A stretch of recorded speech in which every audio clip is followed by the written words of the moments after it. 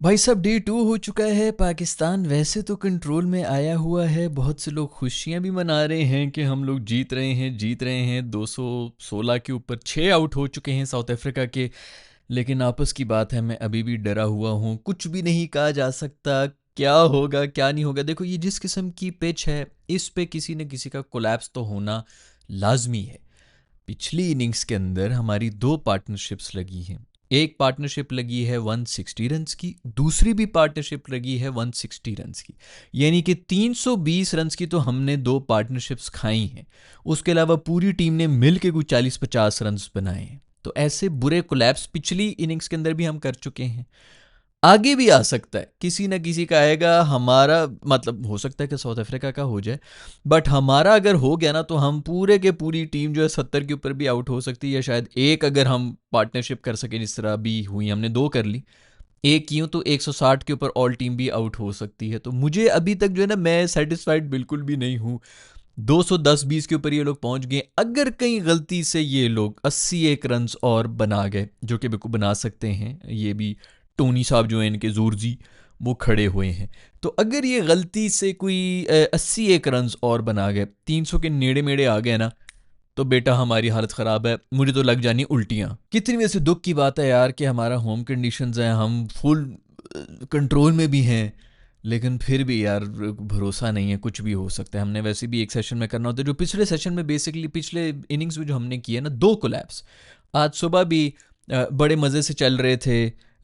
वो जो हमारा आगा और रिजवान हैं, दोनों चल रहे थे। जैसे ही रिजवान आउट हुआ तो कोई एक बंदा नहीं था जो खड़ा हो सके। आगा के लिए इतना दुख हुआ, बेचारा 93 रन्स के ऊपर खड़ा हुआ था। दूसरे एंड पे कोई बंदा नहीं था यार जो कम से कम कोई सिंगल ले ले भाई। तू बस एक, बल्कि सिंगल भी ना ले, तू एक बॉल सिर्फ सरवाइव कर ले, बाकी ओवर उसको दे दिया करके यार अगला ओवर वो खेल ले। उसकी सेंचुरी बना ले के कोई बंदा नहीं था। हर कोई आके जो है, चलो बॉलर से बंदा क्या ही वो करे। शाहीन भाई, अब प्रॉपर आपको ऑलराउंडर हमने कहना शुरू कर दिए। आप खुदा के लिए बाद में छक्के मार लें। छक्के मारने के लिए बाहर निकल के मार रहे भाई। अगले बंदे की सेंचुरी हो रही, उसकी सेंचुरी होने दे, फिर मार ले यार जितने तूने छक्के मारने। तो खैर, शाहीन भाई बाहर निकले, उसके बाद 9 आउट हुए हुए थे। उस मासूम ने यही करना था, 93 के ऊपर खड़ा था। मुझे पता था कि अब ये छक्के के लिए ही जाएगा, क्योंकि और तो उसके कोई चांस नहीं है। आखिरी विकेट है, वो कितनी देर इसके ऊपर जो है बैठा रहेगा। छक्का मारने की कोशिश की, कैच आउट हो गया और चला गया। बड़ा दुख हुआ मुझे।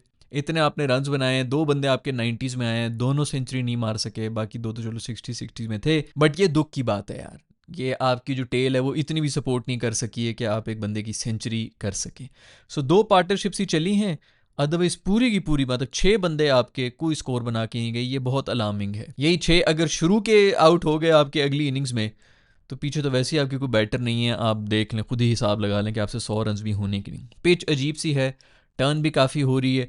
मुट्ठू भाई को हमने आज फिर विकटें दे दी, उन्होंने वही फिर दोबारा से कोलैप्स किया है। एक ओवर के अंदर 3 आउट हुए हैं। जब रिजवान आउट हुआ तो नोमी भी आउट हुआ, तो साजिद भी आउट हुआ है। मुट्ठू भाई को हमने को 5-6 विकटें दे के हीरो बना दिया है। उस डिपार्टमेंट में अगर देखा जाए तो हमारा जो स्पिन डिपार्टमेंट है वो उनसे ज़्यादा स्ट्रॉन्ग है, अगर तो टर्निंग कंडीशंस हैं। लेकिन फिर भी हमारी बैटिंग जो है ना, वो भी फिर कोई महाई जब करने पे आती तो कर लेती। इसलिए मुझे तो भाई कुछ नहीं पता। नूमी भाई के लिए तालियां होनी चाहिए भाई। नूमी भाई ने विकटें शिकटें ले ली हैं, अच्छी बात है। ये जो हमारा स्पिन डिपार्टमेंट है ना, इसके बारे में हम बात तो कर रहे हैं, लेकिन आज ड्यूरिंग द मैच ही ये बात हो रही थी, जिसके अंदर ये बताया गया था कि नूमी और साजिद, ये जो दो हमारे स्पिनर्स हैं, इन्होंने लास्ट टाइम कोई क्रिकेट अगर खेला है रेड बॉल का, तो वो जनवरी में खेला था, इस साल जब वेस्ट इंडीज़ आया था, जो हमें बाय द वे एक हरा के भी किया था। तो तब हमने खिलाया था इन्हें। उसके बाद से डोमेस्टिक में इन्होंने कुछ खेला ही नहीं है। ये यार अजीब हमारी प्लेयर्स हैं। वही बात वही है भाई, इनको समझ ही नहीं आती कि नेशनल टीम में आ गए, इसके आगे अब मैंने क्या करना है। पहले भी हम बात कर चुके हैं कि इनका मेंटल ब्लॉक लग जाता है कि बस नेशनल टीम में तो आ गए हैं, इससे ज़्यादा हम आगे क्या जा सकते हैं। और हमारी बेइज्जती है अगर हम डोमेस्टिक में जाके खेलें। वो रिदम शिदम होता है, कोई मैच फिटनेस होती है, मैच के लिए कोई बॉलिंग का आपका जो है वो एक रिदम चल रहा होता है। अब खैर, वो नोमी ने आज विकटें शिकटें तो ले ली हैं, और पिच कितनी ज़्यादा असिस्ट भी कर रही है इन्हें, ये भी आप लोग देख लें। अगर पिच में ज़रा सी असिस्टेंस ना होती तो इनके ऊपर कहीं ना कहीं प्रेशर आ जाना था। पता नहीं हमारी कौन प्लानिंग बना रहा होता है, हमारे पीसीबी क्या कर रही है। पिछले 8-9 महीने होने को आए हैं, कोई एक प्लान नहीं था कि भाई आप ऐसे ही बैठे हुए हैं, आपको मजबूरन आपको ज़बरदस्ती इनको खिलाने चाहिए कि आप कम से कम रेड बॉल के कुछ तो खेल लें यार। कोई मेरे ख्याल में एक ने एक खेला है, कोई दूसरे ने दो शायद खेले हैं डोमेस्टिक के मैचेस। बस ठीक है जी, बड़े लोग बन गए हैं, वो जो है नेशनल टीम के साथ खेलते हैं, फिर और कुछ नहीं तो उनको वाइट बॉल के ऊपर ही कम से कम लगा दिया करो, कैंप में आके वहाँ भी थोड़ी बहुत बॉलिंग शॉलिंग करा दें। खैर, उनको रोका हुआ था, तो मैं यही कह रहा था कि चलो अगर अभी नहीं भी आउट करते तो नेक्स्ट मैच के अंदर आके जो है वो कम से कम कोई परफॉर्मेंस दे देंगे, तब तक थोड़ी सी उनकी जो बॉलिंग मेमोरी है वो दोबारा जाग जाएगी, वो दोबारा से रिदम आ जाएगा। बट ये बहुत ही अलार्मिंग चीज़ है कि हमारे बॉलर्स पिछले 8-8 महीने से कोई मैच प्रैक्टिस ही नहीं है।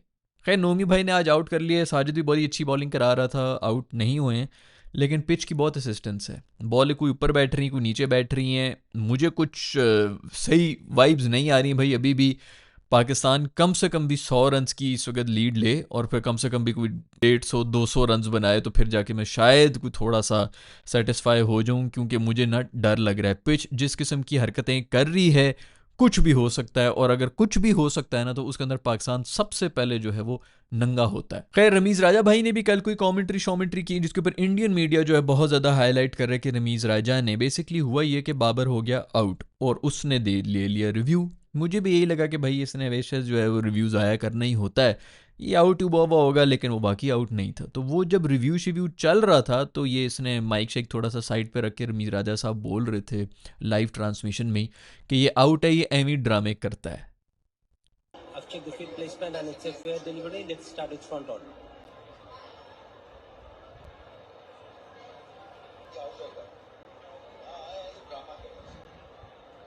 उस बात के ऊपर जो है इंडिया में वो बात बहुत ज़्यादा फैली हुई है, हर कोई बंदा हो रमीज़ राजा ने कह दिया कि बाबर ड्रामे करते हैं ना, ऑल दैट। उनको ज़रा ज़्यादा खुशी हुई है ये सुन के, लेकिन आपस की बात है कि बात बिल्कुल सच की थी, क्योंकि बाबर हमेशा यही करता है। जब भी आउट हो जाए तो एक रिव्यू तो उनके होता ही होता है। जब कप्तान थे तब तो ऑफ कोर्स कप्तान तो जहेज़ में लेके आता है, लेकिन अभी भी पिछले 1.5-2 साल में आप देख लें, इसका भी हिसाब करें कि जब भी आउट होंगे इन्होंने रिव्यू तो लेना ही लेना है कि भाई एक रिव्यू तो मेरा अपना, ये अपना इनका जो है ना जद्दी पुश्ती एक रिव्यू चलता आ रहा होता है। कुछ हमारे जो कप्तान स्पेशली जो भी होते हैं वो तो रिव्यू लेते ही लेते हैं। तो खैर, बेचारे ने गलत बात तो नहीं की, लेकिन थोड़ा माइक पे हाथ रख के बोल लिया कर भाई, तू भी पूरी दुनिया के सामने बोल रहा है। अब बहुत से लोग कह रहे हैं कि नहीं पता नहीं शायद किसी और बारे में, इसी बारे में बात कर रहा है, इसमें क्या कौन सी बड़ी कुछ साइंस है कि उसको छुपाने की बात। नहीं उसने ये नहीं किया, उसने किया, बिल्कुल इसी बारे में कर रहा है भाई। और मैं भी यही कह रहा हूँ कि बाबर इसी तरह कर रहा होता है, जब भी आउट होता है उसने रिव्यू ज़रूर लेना होता है, परेशान हो जाता है कि भाई ये आउट तो नहीं, ज़रूर मिसिंग होगी या कुछ होगी, LBW पे तो कंफर्म वो कर रहा होता है। खैर, जितनी कन्फ्यूज शक्ल के साथ उसने वैसे ये रिव्यू लिया भी था, मुझे भी लग रहा था कि भाई ये आउट ही हुआ है, एम ही इसने ले लिया। खैर, उसी से मुझे याद है कि भाई बाबर भाई आपने पता नहीं डोमेस्टिक खेलना है कि नहीं खेलना, जो मसले आपके मेरे ख्याल में पिछले 2 साल से थे उधर ही चल रहे हैं। बाबर के बारे में हम क्या रोएंगे भाई, इधर आपके नोमी और साजिद भी जो हैं वो भी नहीं खेल रहे, क्योंकि वो नेशनल टीम के अंदर आ चुके हैं। डोमेस्टिक में मेरे ख्याल में वैसे भी स्टैंडर्ड इतना बुरा है कि प्लेयर्स को भी पता है यार उधर जाके हमने क्या ही कुछ कर लेना है। आपके डोमेस्टिक में जाके आई डोंट नो जो भी प्लेयर्स हैं वो सारे दे रहे होते हैं, ज़बरदस्त उनकी परफॉर्मेंसेस दे रहे होते हैं, तो शायद कहीं ना कहीं इनको ये भी पता है कि कोई ख़ास स्टैंडर्ड ही नहीं है हमारा डोमेस्टिक के अंदर। तो बाबर ने तो वैसे खेलना नहीं डोमेस्टिक, वो गोल्फ खेल रहे हैं। गोल्फ में जो छक्के मारने वाला स्विंग होता है वो उनका पक्का हो गया है। मसला ये है कि वो अब छक्के वाली क्रिकेट नहीं खेल रहे, अब वो आ गए रेड बॉल पे। और ODI के अंदर वहाँ पर वैसे भी आपने जब वो थोड़ा आराम से और तमीज़ से खेलना होता है, हल्के बैट के साथ खेलना, लेट खेलना होता है, तो वो उसकी तो प्रैक्टिस नहीं कराएगा आपको। गोल्फ और क्रिकेट तो उन्होंने खेलना नहीं, और कुछ नहीं तो काउंटी जाके खेल लो यार। अगर आपकी मतलब थोड़ा सा स्टैंडर्ड वो है कि जी मैंने ये वाला रखना है, तो वहाँ पर जाके रेड बॉल खेल लो। इंग्लैंड के अंदर ये इम्मी शिम्मी भी तो खेल ही रहे होते हैं ना यार, उधर ही चले जाओ। पता नहीं खैर क्या चल रहा है यार, आई डोंट नो, आपस की बात है। मुझे ज़्यादा कोई उम्मीदें लग नहीं थी, जिस तरह की इनिंग्स उसने खेली, बीच में 1-2 चौके निकाल दिए थे, लेकिन पहले ओवर दूसरे ओवर के अंदर जितना वो फंसा हुआ था ना, मुझे लग रहा है कि दोबारा आएगा। और ये जिस किस्म की कंडीशंस हैं, जैसा कि मैं कल की वीडियो में भी आप लोगों को बता रहा था कि वो ज़माने और थे जब ये कप्तान वो करते थे और रोड बना दिया करते थे कि ऑस्ट्रेलिया को और इंग्लैंड को हम रोड पे हरा देंगे। वो 8-8 दिन जो है क्रिकेट ही बैटिंग चलता रहता था, डिक्लेयर कर रहे होते थे, हज़ार रन के ऊपर कहीं जाके वो डिक्लेयर कर रहे होते थे।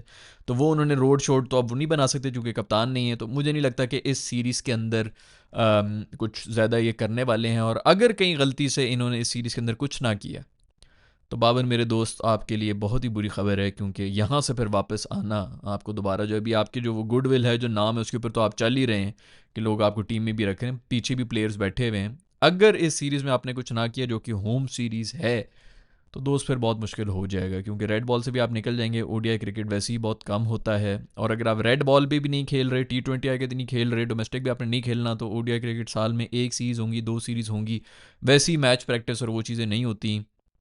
तो हालात बुरे ही लग रहे हैं। Very sad and very unfortunate कि इस किस्म की स्टेज के ऊपर हम आ गए हैं। लेकिन अब तो भाई आ गए हैं। अगर आप खुद ही सीरियसली नहीं ले रहे इन चीज़ों को, खुद ही जाके, सोशल मीडिया का दौर है भाई आजकल के ज़माने में भी, अगर आप कहीं पे भी किसी भी कोच के पास जाके ट्रेनिंग कर रहे होते हैं तो टिकटॉक और फलानी और वीडियोस जो हैं वो बन जाती हैं और पता चल जाता है कि फलानी जगह पे जाके ट्रेनिंग कर रहा है। हमने तो नहीं देखी बाबर आजम की पिछले कोई 1 डेढ़ साल में कि इस किस्म की कोई खबर मिली हो कि किसी स्पेशलाइज्ड कोच के पास जाके कुछ कर रहे हो, क्योंकि मेरा ख्याल में उन्होंने सब कुछ सीख लिया है।